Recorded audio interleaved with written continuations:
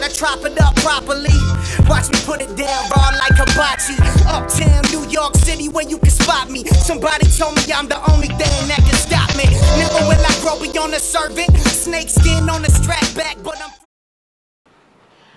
I wish I could construct a skyscraper of speakers, with the top floor so far above us that once I reach it, I'm face to face with Apostle Peter. Mind you, this is no attempt at babble. No, my intent is much less laughable, much more palpable. It's past time to give our purpose a platform, worth more than your titles, careers, income, and what you put back for. Power to project has been invested in us to show what can fulfill what the world lacks for, and then display it. Without bias or being jaded, without expectation of being rewarded after being spectated. That ain't it. This work is greater. The aspect of this facet of life has been faded, cast aside and downplayed, wheelbarrowed into the shadows because they couldn't quite explain it. And to many, it's unexplainable.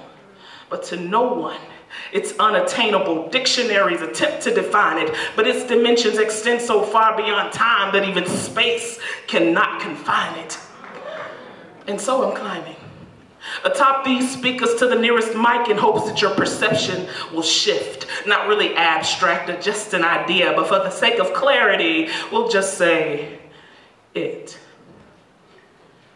And so it flung Earth into space, polka-dotted a black sky with moon and stars brightness that would glorify its source when rooms of humans fall silent. It inhaled void and exhaled galaxies, solar systems and heavenly bodies without fallacy. It called forth life where none could be found. It constructed nature's most intricate machine simply by its power and the ground. It still maintains the power to confound. It does not contradict, but can flip your downside up and your upside down. It takes hold of impossibilities and makes them so. When the dust has settled, it winds winds and makes them blow. It hoisted a tree upon its frame it knew was meant to shun its name, but carried on. To carry on the infinite weight and burden of dishonest blame.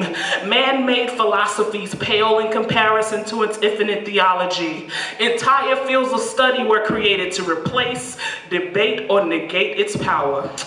Please.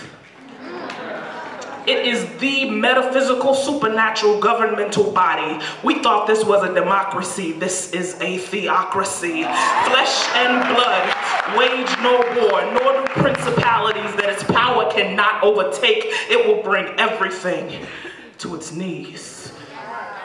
Yet, it is the motive for selflessness. It makes miracles of what's left as mess. It breaks and it mends without ever having to bend from its original state. It surpasses masses and transcends matter. It is the foundation of what science can't fathom. It is reality.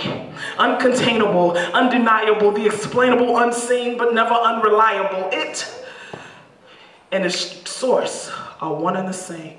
If there is no relation to the source, then there's no displaying of the name. Some call it the cure. Others call it an emotion or a lift. But if it must be classified, let's label it what it is. A gift. Which is this. Love. And so is God. The two are not functional separately and do not operate apart. If there was ever any question of what operates its heart, I submit that your mirror is the optimal place to start.